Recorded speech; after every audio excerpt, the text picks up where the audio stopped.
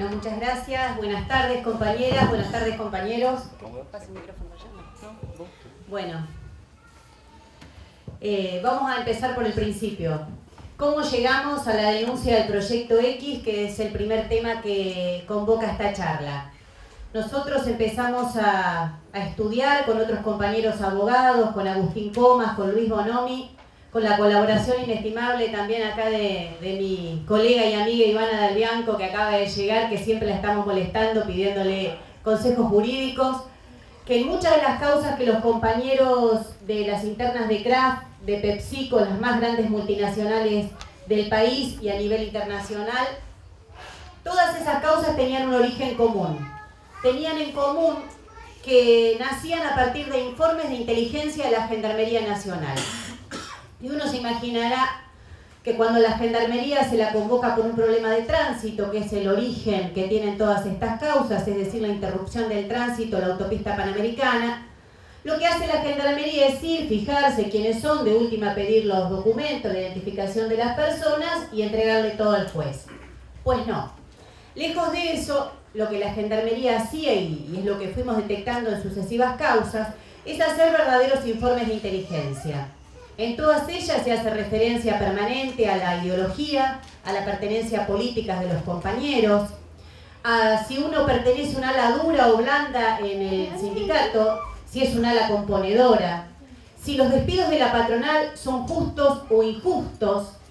Por ejemplo, en el caso de una negociación en el Ministerio de Trabajo, que bueno, acá suena, hay que explicarlo, ¿no? Pero en Capital suena muy contundente porque el Ministerio de Trabajo está en el pleno centro de la ciudad, la Gendarmería no tiene ninguna jurisdicción sobre eso, ni siquiera hace de seguridad fuera del predio del Ministerio, es decir, está completamente ajena a la Gendarmería. En las causas presenta informes de las reuniones que se desarrollan en el Ministerio de Trabajo. Dice que la empresa hizo algunos ofrecimientos, pero que la parte trabajadora es muy intransigente, que no quiere arreglar y que los despidos realmente fueron justos. Es decir, una verdadera evaluación política de lo que está pasando en un conflicto gremial o en varios conflictos gremiales, porque algunos se refieren a las paritarias, y tratando todo el tiempo de cargar las tintas sobre los trabajadores, que nada casualmente son después los que terminan criminalizados.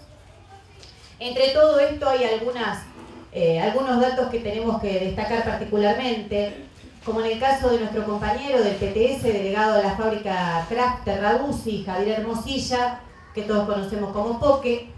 donde dicen que hay que prestarle particular interés, aconseja la Gendarmería, porque proyecta su influencia sobre el resto, en una frase que cito literalmente. Es decir, lo pone directamente como un foco de atención para ser criminalizado, porque ve que lo que él dice en las asambleas es seguido por el resto de sus compañeros. Imagínense que no estamos hablando de una fábrica pequeña, Kraft tiene 2.700 trabajadores. Entonces dicen, de 2.700 eligen, miren a ese, porque ese es el que proyecta su influencia sobre el resto, dice la Gendarmería en estos informes. En otro de los informes, una gendarme dice que hay una persona que dirige un poco la manifestación y la asamblea previa que se llama Leandro Nornieta. Dice, pero como no encontraba a nadie con Leandro Nornieta, fui a la base de datos que tiene abierta la Gendarmería y allí me di cuenta que se trata de Leonardo Norniela,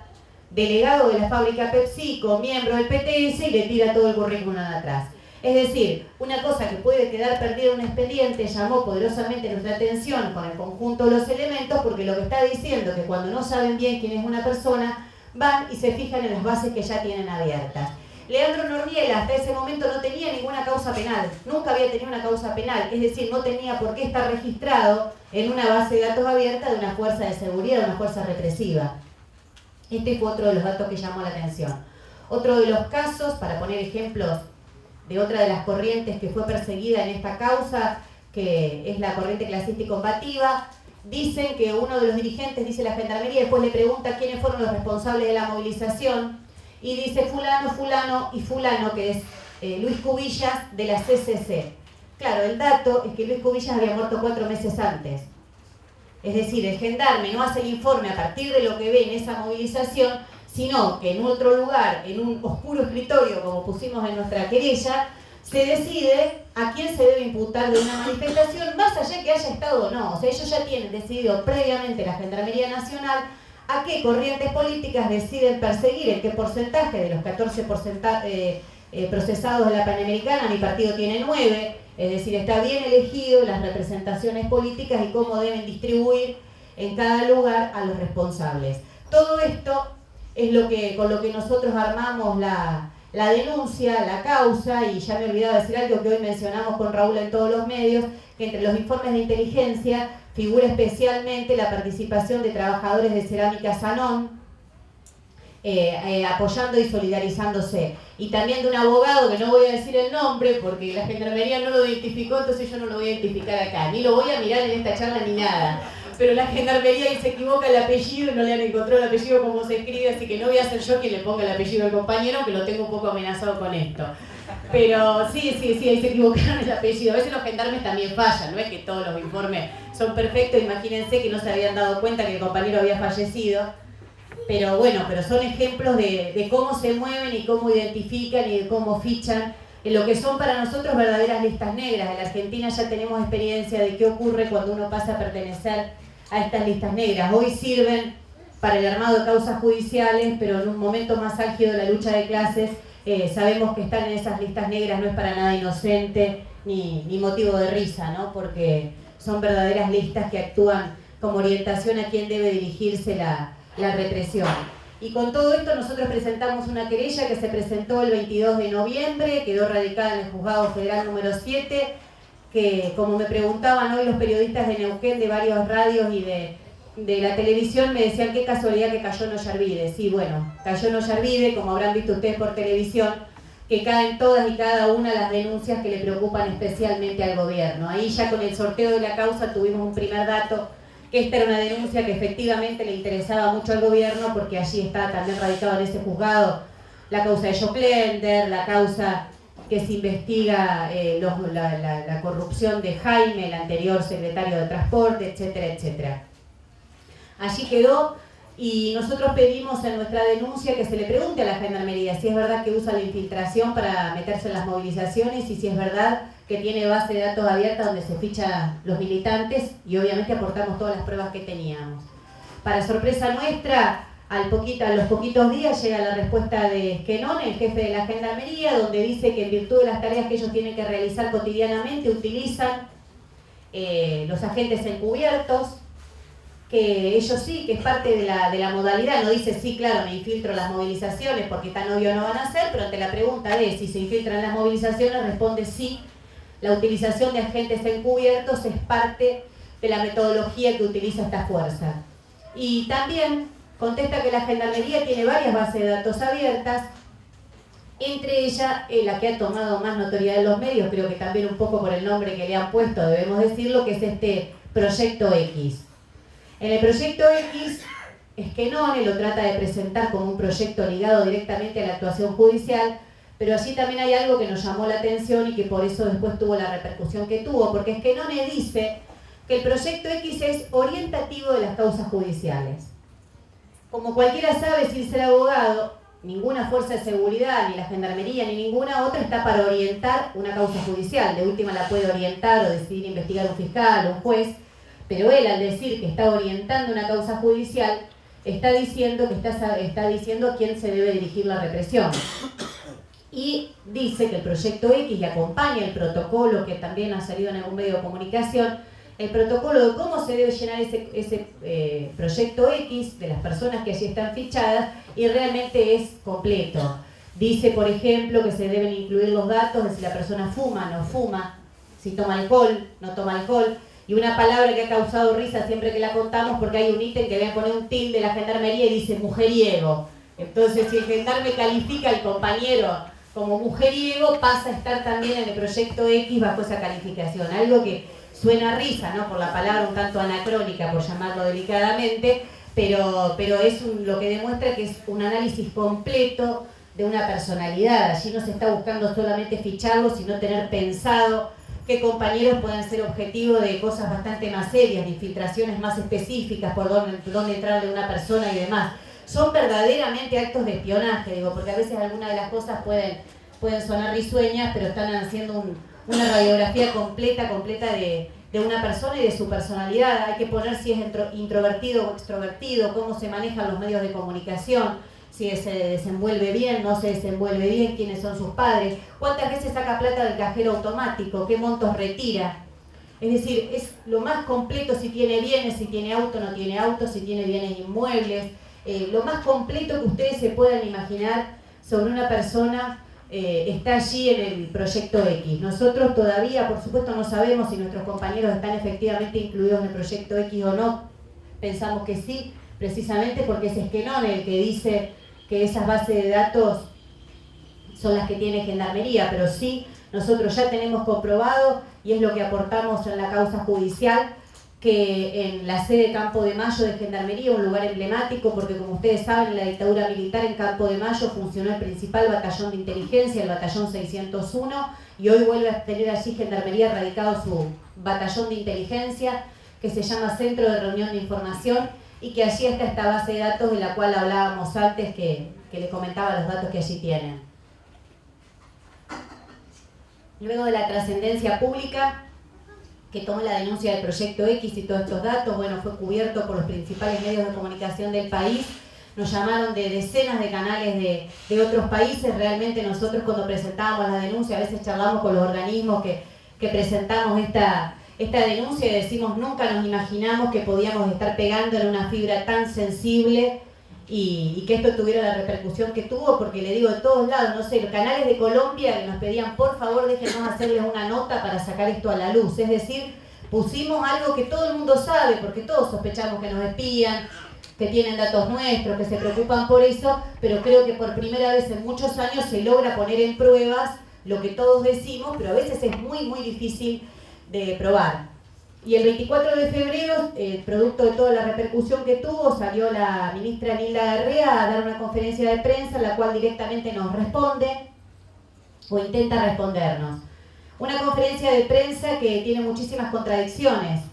Después me voy a dedicar específicamente a Nilda Garrea porque hoy ha vuelto a hacer noticia por su discurso macartista, ¿no? Pero voy ahora en orden con lo del Proyecto X. La conferencia de prensa tiene muchas contradicciones porque ella da datos que realmente son preocupantes. En primer lugar, porque contradice lo que dijo Esquenone. Ella dice que el Proyecto X dejó de funcionar en el 2009, que nada casualmente es la fecha en que ella todavía no había asumido el mando de la Gendarmería ni de las Fuerzas de Seguridad. Es decir, le pone el Proyecto X en cabeza del desplazado Aníbal Fernández. Dice, pregúntale a Aníbal Fernández, al decir que funcionó hasta el 2009. Esquenone, recordemos, acá yo tengo la nota de Esquenone para que cualquiera la quiera ver, que dice específicamente que el Proyecto X está funcionando. Acá tienen la fecha de entrega en el juzgado, esta es la nota oficial que presentó Esquenone, dice que el Proyecto X está funcionando. Ella dice que el Proyecto X nada tiene que ver con las causas de Kraft, lo cual puede ser cierto, y dice que las causas de Kraft, no sé si ustedes recuerdan, pero una de ellas lo pueden buscar en internet, está en YouTube, puso una pantalla gigante donde decía específicamente causas de Kraft,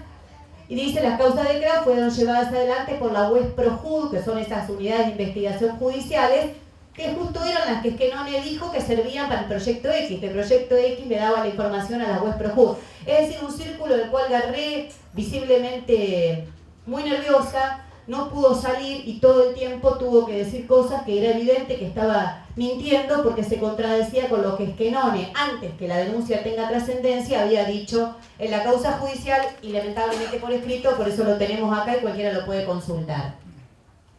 Es decir, en una primera instancia dar una respuesta un poco liviana, como acostumbra el kirchnerismo ante estos casos, y ante el escándalo político tiene que salir la propia ministra Garré, que ustedes sabrán que algunos hablan que es una de las presidenciables del kirchnerismo, ¿no? Por eso es que la están haciendo jugar tan fuerte en este último tiempo y le dieron el puesto que le dieron después de la crisis del Parque Indoamericano, donde terminó una verdadera masacre de nuestros hermanos inmigrantes.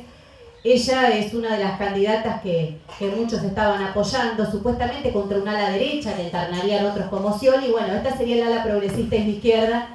que es menos mal, estamos salvados, que nos promete el kirchnerismo para las próximas elecciones. Garré sale a dar la cara, por supuesto, porque tiene este rol político que cumplir ahora, y dice todas estas contradicciones que logran preocuparnos aún más. Ella dice que la Gendarmería tiene unas 1.400, no recuerdo bien ahora el número, pero es unas 1.400 causas que está llevando adelante el país, entre ellas las causas de Kraft, de las cuales, dice muy contenta, en 938 tenemos una orden judicial. Bueno, ¿y en el resto qué tienen?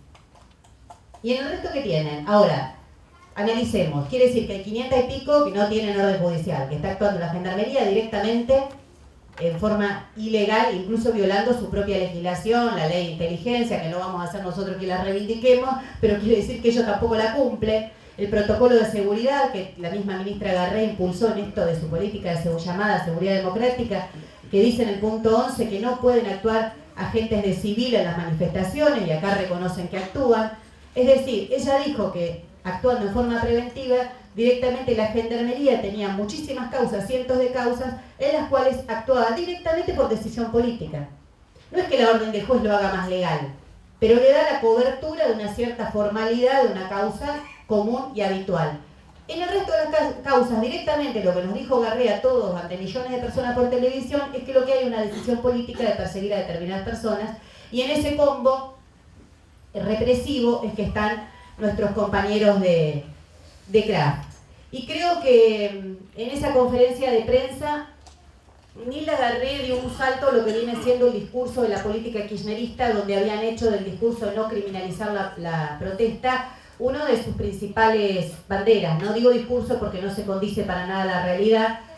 como ustedes saben, pero sí era parte de un discurso bastante recurrente del kirchnerismo, decir que no criminalizaban la protesta social. Allí, al reconocer que tienen montones de causas en las cuales ni siquiera tienen la orden de un juez,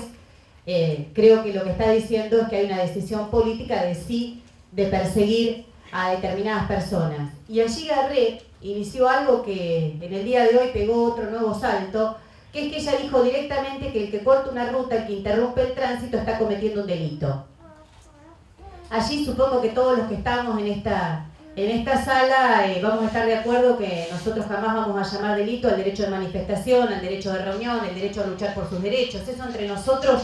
puede sonar casi una obviedad, pero incluso lo que hace Garré es receptar las más reaccionarias teorías dentro del derecho. Hay jueces como el juez Zaffaroni de la Corte Suprema, es decir, no una trotskista como yo, sino como algunos de los que estamos aquí, sino un juez de la Corte Suprema como Zaffaroni, que nada tiene que ver con el trotskismo, que dice que no se puede hablar de un hecho, de un delito cuando hay una interrupción del tránsito. Él incluso liga directamente, como ligamos nosotros, al artículo 194 a un delito claramente persecutorio de las movilizaciones. Digo, y acá si me permiten un paréntesis,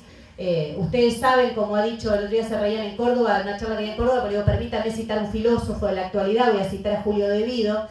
que él dijo en una conferencia de prensa a partir del crimen social de Once, él dijo que del accidente del ferrocarril, él dijo que a partir del año 58 se empezaron a desmantelar las vías del país. Y es verdad, a partir del año 58 se produce un gran desmantelamiento de las vías del ferrocarril de todo el país, y entonces el Código Penal quedó un poco anacrónico para las clases dominantes y tuvo que ser modificado. Y un viejo zorro de la burguesía como es Sebastián Soler, y que los que hemos estudiado Derecho lo padecemos porque te lo muestran como un gran catedrático y un tipo iluminado y te hacen estudiar los libritos de Sebastián Soler sobre la dictadura de Onganía en el año 67,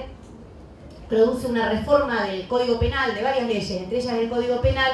y allí directamente modifica el famoso artículo 194, que es el que nos aplican a todos ahora cuando sale a luchar, receptando esto que ahora dice este filósofo de la actualidad de Vido. ¿Por qué? Porque el Código Penal estaba pensado en otra época, principio del siglo XX, año 1921, para los anarquistas que cuando querían hacer un acto de sabotaje, los sindicatos obreros de aquella época lo que hacían era volar una vía del ferrocarril, porque el principal tránsito de mercancías del país era por ferrocarril. A partir de que la principal lugar donde la burguesía transporta sus mercancías es las vías de comunicación terrestres, las rutas, los caminos, se modifica el Código Penal, se lo amplía y se recepta esto de la interrupción o entorpecer el transporte, dice directamente, entorpecer la circulación. Entorpecer no se sabe qué es decir, ningún juez en este país se ha puesto de acuerdo que es entorpecer, porque entorpecer puede ser que se te paró el auto y estás jodiendo y le viene manejando atrás. Pero claramente la aplicación que se le fue dando a este artículo 194 es una aplicación directamente dirigida, y cada día se confirma más, a la protesta social. Ustedes habrán visto, bueno, yo les pongo un ejemplo de la ciudad de Buenos Aires. Cada vez que se va a alargar el rally, por ejemplo, o no quiero con esto molestar los gustos musicales de nadie, pero ahora que va a tocar Roger Waters, por ejemplo, en Buenos Aires, se cortan decenas de calles. No es un solo juez, un solo fiscal, ni a nadie que se le ocurriría que eso es un delito, está interrumpido el tránsito, se está estorbando la circulación, que eso es un delito. Ahora, si uno además de ir a ver la largada del rally, saca cuatro pancartas que digan libertad Karina Germano, digo, una de las compañeras por la que hemos luchado y que recién ahora ha tenido su primera salida transitoria, o dice que le devuelvan las fábricas a los obreros de tal lugar, ahí empieza a ser delito. Cuando uno empieza a hacer un reclamo político, social, gremial, o sale como los trabajadores desocupados o de estas falsas cooperativas de trabajo que han inventado ahora para precarizar el trabajo, a reclamar, ahí empieza a ser delito. Es decir, la aplicación del artículo 194, el famoso corte de ruta, está directamente ligada a la criminalización de la protesta social. Nadie puede negar eso. Bueno, quien lo niega es Nilda Garré. Nilda Garré sale a hacerse cargo de las más reaccionarias teorías, incluso dentro del derecho. Por eso les decía, no ya analizamos lo que podemos pensar los militantes, sino dentro de las propias corrientes del derecho burgués, qué opinan jueces de la Corte Suprema o qué opinan otros jueces o constitucionalistas como Roberto Gargarella, que dice que cuando uno prohíbe el derecho a la protesta, está prohibiendo todos los demás derechos, porque si me sacan otro derecho y no lo voy a poder protestar, lo que me están diciendo es que me están prohibiendo absolutamente todos los demás derechos. Es decir, el que prohíbe el primero de los derechos, que es el derecho a la protesta, que él llama algo así como el que está más cercano al núcleo de la Constitución y demás, como que es el derecho central porque permite el reclamo de todos los demás, lo que está haciendo es prohibir todos los demás derechos. Esto traducido quiere decir es un reaccionario sin igual. Bueno, a esa teoría es la que escribió Nilda Garré en esta conferencia de prensa y por eso decimos que hay un salto en lo que viene siendo el propio terreno discursivo del gobierno nacional y que en el día de hoy tenemos que decir que volvió a dar una vuelta de tuerca porque a partir de todas las movilizaciones que se realizaron en la capital federal salió a dar esos discursos a los cuales yo la última vez que lo había escuchado fue durante el gobierno de Menem, que ustedes, los que son un poco más viejitos como yo, recordarán que Menem salía por televisión y decía, no puede ser, que me acuerdo de un caso concreto, decía, no puede ser que Quebracho haya hecho no me acuerdo qué cosa, una movilización. Entonces al día siguiente un fiscal manda a detener a Fernando Esteche, referente de Quebracho. ¿Por qué? Porque Menem lo había dicho por televisión. Esto era una cosa habitual en el menemismo, sobre todo en los últimos años, a partir del año 97, con la crisis social y económica que se desata. Bueno, hoy Nilda Garré ha dicho que Néstor Pitrola, del Partido Obrero, Cristian Castillo, del PTS y otros dirigentes de la oposición, no puede ser lo que hacen, están tensando la cuerda, siempre tratan de llevar las cosas al extremo, etcétera, etcétera. Es decir, creo que esos programas que buscan archivos periodísticos, lástima que la mayoría se han vuelto muy kirchneristas porque el Estado pone mucha plata en esos programas, como Duro de Domar, bueno, todo lo que me acuerdo son kirchneristas, de TBR y demás, podrían hacer las comparaciones y les aseguro que no me estoy equivocando en nada, que lo que dijo Nilda Garré hoy es casi similar a lo que decía permanentemente Menem, que mandaba por televisión a decir persigan a tal, persigan a cual. Es un salto y creo que todos tenemos que estar preparados para los próximos días y el próximo periodo, porque lo que se viene para nada es nunca menos, sino nunca más. Se viene una etapa represiva que por ahora se está manejando a través de la justicia, pero creo que el asesinato del compañero Mariano Ferreira fue un punto de inflexión. A partir de allí los gobernadores, intendentes y demás se vieron directamente avalados para avanzar con la fuerza física sobre los compañeros y nada casualmente, como se mencionaba también aquí en el inicio de esta charla, se está proliferando la actuación de patotas. Todos sabemos que cuando desde el poder político, desde los lugares centrales de gobierno se dan estos mensajes represivos, no solo los jueces, sino también la burocracia sindical y todos los demás se ven avalados para avanzar sobre los trabajadores, para avanzar sobre el pueblo pobre con sus ideas represivas y en la defensa de sus derechos, de los derechos de ellos, ¿no? O sea, los contrarios a los nuestros. Y aquí me quiero detener un momento en la gendarmería, porque la gendarmería, ya que citaba a Menem, creo que también tengo que recordar que la gendarmería fue la fuerza estrella a partir del menemismo, una fuerza que viene casi intocada, algunas de las compañeras me ayudarán, pero casi no hay gendarmes procesados en las causas de lesa humanidad, creo que muy poquito en algunos lugares como Corrientes, algunos hemos logrado que caiga en desgracia, pero es una fuerza que la han mantenido intacta a partir de la crisis profunda con la que salieron de la dictadura militar y después de la guerra de Malvinas las Fuerzas Armadas. Las gendarmerías y las demás fuerzas de seguridad se las trató de preservar y entre ellas creo que la que más éxito tuvieron fue la gendarmería Y es así que a partir del año 97 la empiezan a utilizar en todas las represiones a los movimientos de desocupados, en los cuales, bueno, tenemos todas las víctimas que ocurren durante el menemismo y también durante la alianza, ya que en el año 99, cuando en uno de los primeros actos de gobierno del nada dubitativo de la Rúa, que todos los quieren mostrar como un tibio, muy decididamente desde su Ministerio de Seguridad del Interior, comandado por Federico Storani, deciden asesinar a dos compañeros, Mauro Ojeda y Francisco Escobar, en el puente de Corrientes. Año 99, también allí la que actúa es la Gendarmería al mando de un represor que venía de actuar en los centros clandestinos de detención. Y el otro día, también dando una charla en Córdoba, un compañero nuestro, el CEPROD, Jorge Sobrado, al que todos conocemos como el Turco, me recordaba que cuando él estuvo detenido, desaparecido durante varios meses en la dictadura, en La Ribera, un centro clandestino en Córdoba, él militaba en el PST, los que cuidaban no eran del ejército al quien pertenecía a La Ribera, sino que eran de Gendarmería. Los famosos jóvenes que todos los secuestrados denuncian de 18 y 19 años, que en ese momento eran los que mandaban a hacer guardia a los centros clandestinos y que hoy son los jefes de todas las Fuerzas Armadas y de Seguridad, eran de Gendarmería. Así que la Gendarmería es una fuerza que tiene un largo pasado represivo y que cada vez se la utiliza más. Y así como la utilizó el menemismo, la utilizó la Alianza. Desde que asumió Cristina Kirchner ha tomado otro rol, la mandaron al Parque Indoamericano. Los que estamos aquí, que hemos estado en el Parque Indoamericano, la vimos cuando fueron superadas las fuerzas de la Metropolitana y la Federal, la que manda el Gobierno Nacional directamente a intervenir sobre los trabajadores y desocupados que allí reclamaban una vivienda, sobre los trabajadores precarizados que estaban ocupando el Indoamericano. Es la Gendarmería, y en cada una de las últimas represiones y cada vez que los trabajadores han salido a luchar, como en el caso de mis compañeros de CRAF y PepsiCo, lo que la envían es la Gendarmería. Así que realizar esta denuncia es para nosotros atacar a una de las fuerzas predilectas del kirchnerismo. Y creo que si ha tenido tanta repercusión es porque, como hemos denunciado hoy aquí con Raúl en todos los medios de comunicación locales, es porque actuó como una radiografía de lo que es la criminalización de la protesta social en la Argentina. Nosotros no queremos hacer con esto una denuncia exclusiva, sino mostrar que esto es lo que está pasando en la Argentina y que logramos tener pruebas de ello. Nadie puede pensar que porque nos espían siempre, como nos han dicho, bueno, siempre nos espían, que hay que naturalizarlo. Para nada, para nada. Es el rol de los revolucionarios y mucho más de los que somos abogados revolucionarios, que además tenemos una profesión que nos permite actuar en el terreno de la justicia, que como todos sabemos no es nuestro terreno, pero que allí podemos dar la pelea como lo hacemos cotidianamente, como lo hacía Polo, a quien reivindicamos al inicio de esta charla, como lo hacemos con todos los compañeros que están aquí presentes y que son también abogados. Nosotros vamos a dar la pelea también ahí, porque ese es uno de los terrenos donde queremos darle y donde queremos evidenciar que así se mueven las clases dominantes, que así se arma la burguesía en los momentos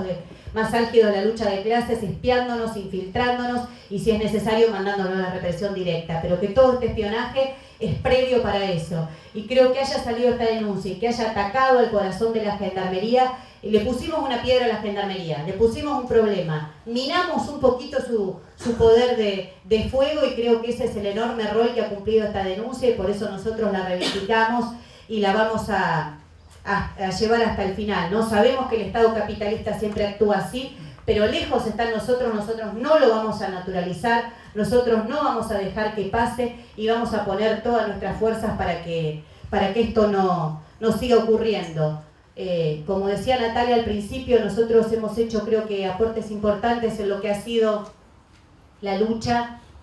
por encarcelar a los genocidas. Desde que se anularon las leyes estamos en los juicios y en las calles reclamando el juicio y castigo, y cuando desapareció nuestro compañero Julio López fue un impacto muy grande para nosotros, muy muy grande, y una de las cosas que nosotros decidimos hacer y tomar como bandera, tomar como eje, con la compañera Adriana Calvo, con Guadalupe Godoy, con tantas otras compañeras que hemos dado esa pelea, fue sacar a la luz cuántos policías de la bonaerense, que habían estado en el momento en que Julio había sido secuestrado por primera vez en el año 76, estaban aún en funciones. Y hoy es casi una habitualidad que cuando vamos a una entrevista, cuando vamos a una charla, cuando charlamos con compañeros que por ahí nos conocen menos, tienen en la cabeza ese dato de 9.026 policías de la bonaerense que siguen en funciones. 9.000 policías que estaban cuando Julio cayó secuestrado por primera vez en funciones en el momento en que Julio desaparece por segunda vez. Cuando fue el alegato de la ESMA el año pasado, también pensamos lo mismo, dijimos, ¿qué podemos aportar? Porque que el Tigre Acosta es un genocida, que Astiz es un genocida, es algo que ya todo el país lo sabe desde el año 83, es decir, sí, vamos a aportar para que vayan a la cárcel, pero tenemos que aportar algo más, tenemos que aportar esa continuidad que hay en las personas, en el aparato represivo del Estado, que no es que el aparato represivo es otro distinto al de la dictadura, que si no hay una continuidad de las personas, y logramos demostrar que la Armada, que es una fuerza relativamente chica si se las mide con las policías bonaerenses, por ejemplo, o el Ejército, en la Armada al día de hoy quedan en funciones 4.000 oficiales y suboficiales que estuvieron en la dictadura. 4.000, 3.300 suboficiales y 1.000 y pico oficiales, es decir, los altos mandos de la Armada Nacional de hoy estuvieron en la dictadura militar y, como decía Macera, acá todos pusimos las manos en el plato, es decir, todos participaron alguna vez, aunque sea en calidad de rotativo, que era un periodo de 40 días aproximadamente, en algún secuestro, en algún allanamiento, en la tortura en un centro clandestino de detención. De esas personas, 4.000 todavía hoy están en la Armada, y estuvieron en la ESMA o en la base de Mar del Plata, como había estado hasta hace poco jefe de la Armada, Jorge Godoy, que nosotros lo veníamos denunciando, y que ustedes saben que renunció hace unos días porque creo que hoy, mañana, ya comienza la base Almirante Sar, los hechos de espionaje de la base Almirante Sar, comienza el juicio entre Leu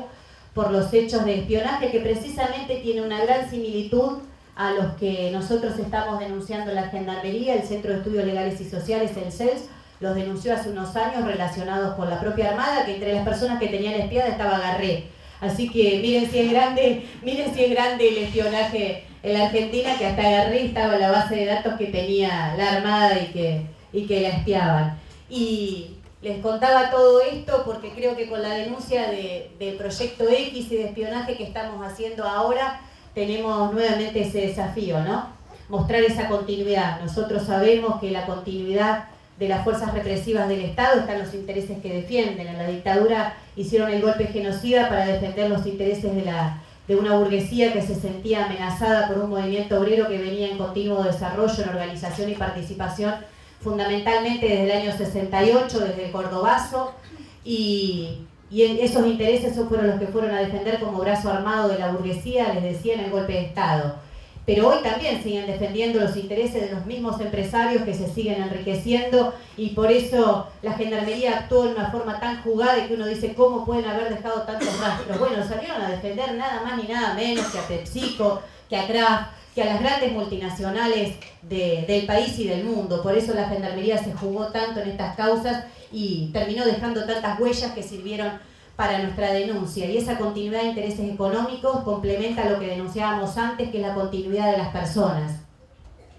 Creo que nosotros con la causa de la Gendarmería también tenemos que avanzar, queremos que nos den el número, es una de las medidas que tenemos que exigir, creo, próximamente, que nos den el número de gendarmes que actuaron en centros clandestinos de detención, como nos contaba el Turco, y que hoy siguen en funciones y que hoy son los que están haciendo el espionaje a nuestros compañeros. Creo que si logramos demostrar eso, estaremos haciendo un gran aporte, porque en la Argentina, así como les decía antes que el asesinato del compañero Mariano Ferreira fue un punto de inflexión en lo que es la represión directa, hay otro punto de inflexión que no puedo dejar de mencionar antes de terminar, y que es la votación de la ley antiterrorista. Tal vez cuando nos dicen ley antiterrorista, y esto lo digo por ahí de hablar con trabajadores, de charlar, suena un poco abstracto, ¿no? Porque cuando uno dice ley antiterrorista es inevitable que la gente piense que es una ley para ser aplicada a todos aquellos que se visten de árabes y van a poner bombas en los subtes, que es la imagen caricaturesca que nos brindan los medios de comunicación de lo que se llama el terrorismo. Pues no, tenemos que hacer historia, y en la Argentina ya hubo otra ley que se votó creando un peligro abstracto, que fue la reforma del Código Penal del año 74, allí también se habló de terrorismo. Yo en estos días me dediqué a buscar incluso los discursos de Juan Domingo Perón, y él habla directamente del terrorismo subversivo. Es decir, esa es la palabra que utiliza para que en un mes muy extraño para una reforma legislativa como es en enero del 74, a partir de los hechos de Azul, del ataque al cuartel de Azul del ERP, es la gran excusa que utiliza la burguesía para decir que se viven momentos muy duros de la lucha de clases, que el movimiento obrero se está desarrollando, que se empiezan a multiplicar las coordinadoras fabriles en la Argentina y que a eso hay que darle una respuesta temprana, que intentan antes de recurrir al golpe genocida del 76 y también previamente al desarrollo con todo la AAA, es una reforma del Código Penal. Esa reforma del Código Penal del año 74, que hoy suena casi anecdótico contarlo porque varios diputados que habían asumido ligados más a la JP renuncian porque Perón propone esa reforma, entre ellos está Carlos Kunkel, ¿no? Hoy uno de los entusiastas promotores de la ley antiterrorista, de todas estas reformas represivas que está haciendo el kirchnerismo. Y en el año 74 no le decían a los trabajadores o al pueblo organizado o a las organizaciones militantes, mirá, esta reforma es contra vos. También le decían, es para combatir el terrorismo, es porque hay ideologías extrañas que vienen y atacan el país, ideologías foráneas. Parezco Enrique el Antiguo, las palabras que estoy usando, pero bueno, estoy tratando de recordar el lenguaje del año 74, pero que no varió sustancialmente, porque se creaba ese peligro abstracto como hoy nos dicen el terrorismo. El terrorismo. Bueno, si hoy el atentado de la AMIA está impune, todos lo sabemos, es por el gran encubrimiento que hizo el Estado de allí, hizo el Estado de ese atentado, ¿no? Es el Estado el que está Tejeldín, la policía bonaerense, digo Tejeldín, ahora algunos lo conocen porque el hijo se la pasa en el programa Mauro Viale hablando de causas judiciales, una cosa increíble, pero son esas cosas que ocurren en la Argentina. Bueno, era miembro de la policía bonaerense, es decir, si quieren investigar lo de la AMIA, lo primero que tienen que buscar, como denuncian los compañeros de Apeña, que son víctimas de los familiares de la AMIA, tienen que empezar por el Estado y el encubrimiento grande que hizo allí la bonaerense y la Policía Federal. Pero no me quería detener eso, sino que en aquella vez, en aquella oportunidad, también decían eso y nada casualmente los primeros que sufrieron la aplicación de esa reforma represiva, que hoy sigue vigente porque ese articulado sigue estando en el Código Penal, fueron los obreros de Matarazzo y los de la TIC, que tomaron sus fábricas y les fue aplicada directamente la nueva reforma que se había votado en enero del 74. Hoy nos dicen ley antiterrorista, nuevamente el peligro de un enemigo abstracto que no se sabe bien quién es y que la gente por ahí dice, bueno, eso a mí no me va a tocar, ¿por qué a mí me van a poner una ley que le dicen antiterrorista? Bueno, no, la ley antiterrorista es una cosa muy sencilla de explicar, es la reforma de la parte general del código, es decir, que algo que uno mete en la parte general abarca todos y cada uno de los delitos que vienen después, abarca desde corte de ruta, la coacción, la usurpación, esos delitos que nos ponen y que les ponen a ustedes cada vez que salen a luchar, se duplican la pena para todos esos casos cuando el juez entienda que fue hecho para extorsionar o para obligar a una autoridad pública o incluso un organismo internacional extranjero, puede ser esas marchas que hacemos al FMI para que se vaya del país, claramente. En esos casos, si el juez entiende que fue hecho para obligar a la autoridad pública que haga algo, puede incluirlo dentro de este articulado y se duplican todas las penas. Es decir, es realmente una reforma represiva que cuando se vuelve a escribir la historia de la represión en la Argentina, no solo estará esto que contábamos antes de Sebastián Soler y Onganía, no solo va a estar la reforma que le dio curso a la más brutal represión en el año 74, sino que también va a estar esta impulsada y votada alegremente por el kirchnerismo y vergonzosamente por Martín Sabatella, por Carlos Heller, por aquellos que dicen que apoyan el kirchnerismo porque es posible tener una versión más progresista o de izquierda de él. Es decir, creo que todo lo que nosotros estamos denunciando hoy de la gendarmería, tenemos que enmarcarlo en esto, tenemos que enmarcarlo en que se acaba de votar esta llamada legislación antiterrorista, pero que en realidad es un reforzamiento completo de todo lo que son las herramientas que se están dotando para la represión de la protesta social y que por eso nada casualmente las principales víctimas de estas causas, de estas represiones, hemos sido el sindicalismo de base y la izquierda. Claramente,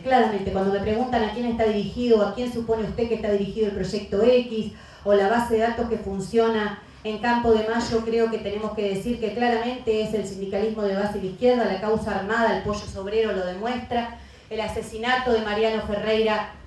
lo demuestra y la causa armada, nuestros compañeros en CRAF y en PepsiCo también es otra muestra de eso, ¿no? Que el sindicalismo de base y la izquierda vienen siendo realmente los atacados y que eso que gustan decir los kirchneristas que a la izquierda del kirchnerismo no hay nada, pues parece que es solo para los medios de comunicación, pero que cuando se apagan las cámaras ven que a la izquierda del kirchnerismo hay un montón y que somos todos nosotros, que somos la izquierda organizada, que somos la izquierda como fuerza militante, que es el sindicalismo de base, y hacia allí dirigen la represión. Y para terminar ahora, porque me gustaría pasarle la palabra a Raúl y que también se puedan hacer más preguntas, decirle que en nuestra tarea está esto, está la pelea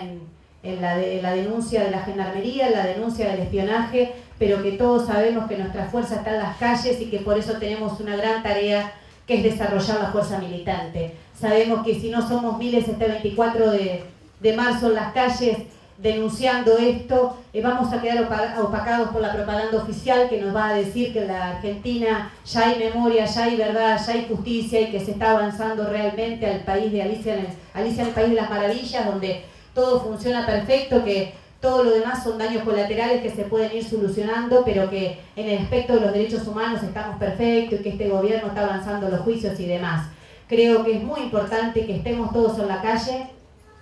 que denunciemos el espionaje y que esa es la principal tarea que tenemos de aquí al 24 de marzo, es hablar con todos los compañeros para explicarle pacientemente que esto es lo que estamos enfrentando. Estamos enfrentando un giro represivo muy profundo, que recién comienza y que está en nosotros salir a enfrentarlo en lo que es nuestro lugar, que es la militancia, la organización y por supuesto la movilización, y que este 24 de marzo tiene que ser para nosotros el primer gran puntapié para eso. Bueno, por ahora nada más y le paso la palabra a Raúl Godoy. Muchas gracias.